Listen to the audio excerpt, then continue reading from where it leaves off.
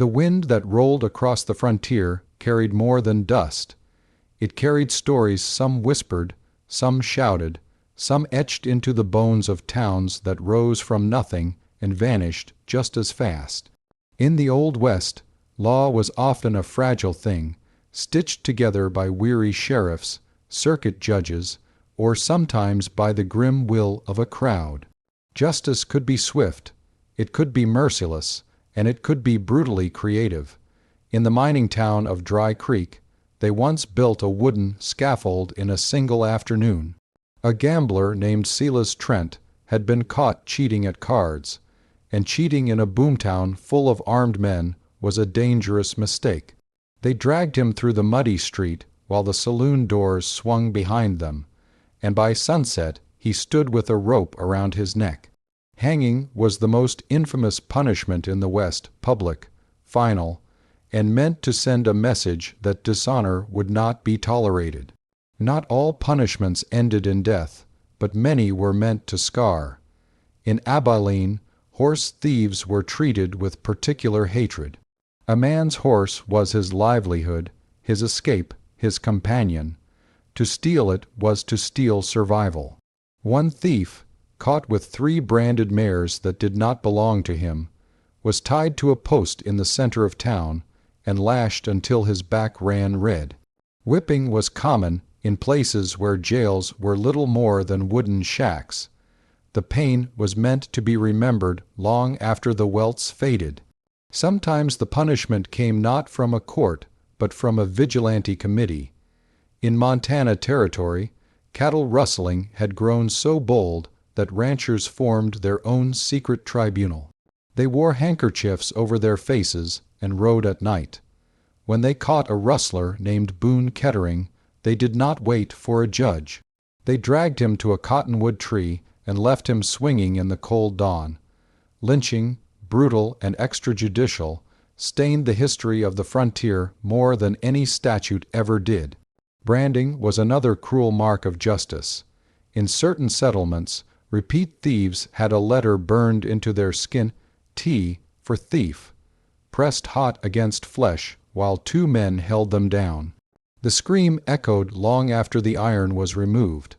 The mark ensured that no one would ever forget what the accused had done, and it followed them from town to town like a permanent accusation.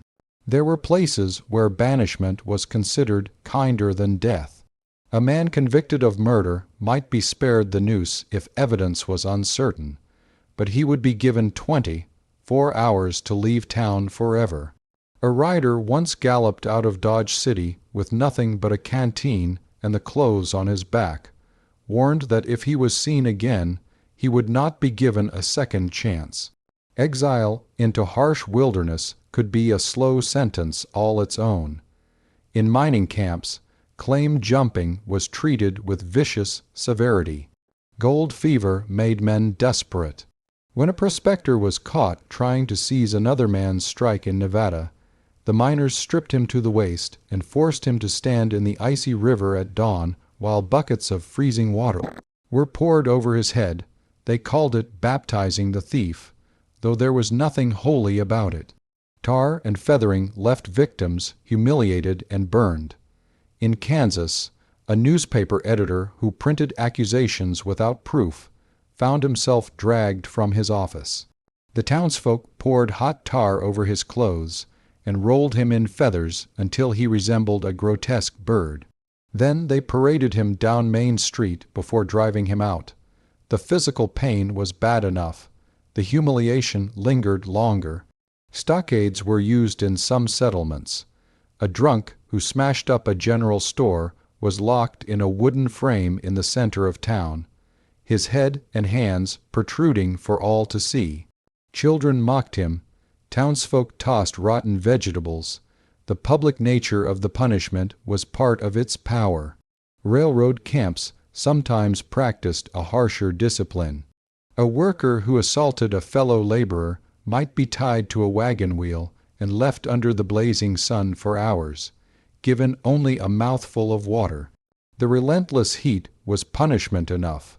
Frontier justice relied as much on the environment as on human hands. In Texas, stagecoach robbers faced firing squads. One notorious outlaw, captured after a bloody exchange, refused a blindfold. He stood before 6 rifles at dawn, boots planted firm in the dust. The shots rang out together, and he fell without a word. Execution by gunfire was less common than hanging, but no less final. Some punishments were quieter, but equally devastating. A woman accused of running a brothel in a conservative cattle town was not jailed. Instead, the town council declared her unwelcome. They smashed her windows, burned her sign, and escorted her beyond the city limits. Social destruction could be as brutal as physical violence. In territories where native tribes held authority over their own members, justice could take different forms. A warrior who betrayed his people might have his horse and weapons taken, stripped of status, and cast out from the tribe. Among many communities, honor was life. Losing it was worse than pain. Chain gangs were rare, but not unheard of in the later years of the frontier. Prisoners convicted of robbery might be shackled together to clear roads or dig ditches, iron biting into their ankles. Escape attempts were met with bullets. In Colorado, a counterfeiter had his printing press smashed before his eyes. Then the townsfolk shaved his head and eyebrows, leaving him half recognizable as they forced him onto a departing train. They wanted him alive, but marked. There were cases of dunking stools used for those accused of spreading malicious rumors. A contraption lowered the accused repeatedly into a river until they gasped and choked, each plunge a warning to guard their tongue. Gamblers who drew guns inside saloons sometimes found themselves whipped by lawmen, and tossed into makeshift cells without food for days. Hunger and bruises were lessons meant to reform. Cattle towns often relied on heavy fines. A man who shot another in a drunken dispute might be spared prison if he paid restitution to the victim's family. But if he failed to pay, his property was seized and auctioned publicly, leaving him destitute. In isolated forts, desertion from the army was punished harshly.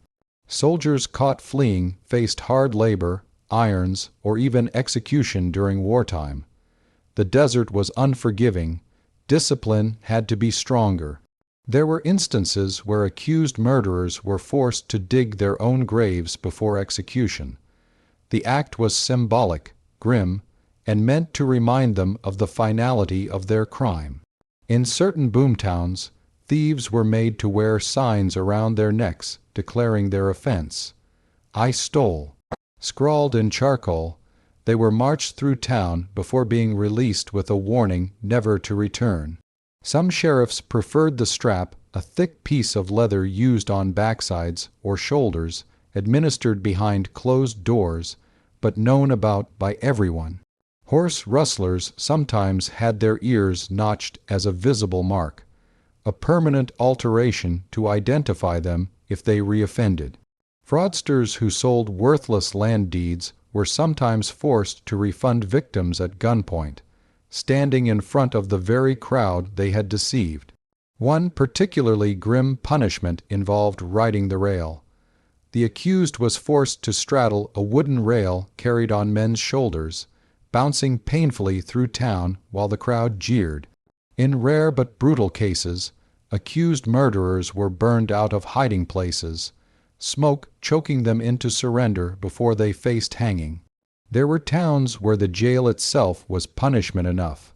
A cramped, sweltering box with barely room to stretch, rattlesnakes sometimes slipping through floorboards.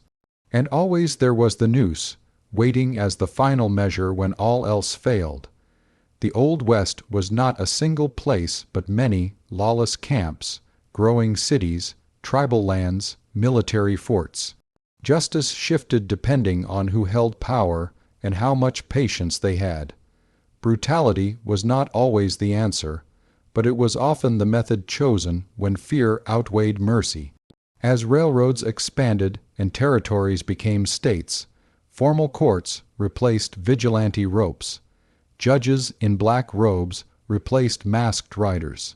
But the stories lingered, etched into weathered wood and sun, bleached bone. The West was built on courage and cruelty in equal measure. And the punishments, swift, harsh, sometimes savage, were the price many paid in a land still learning what justice truly meant.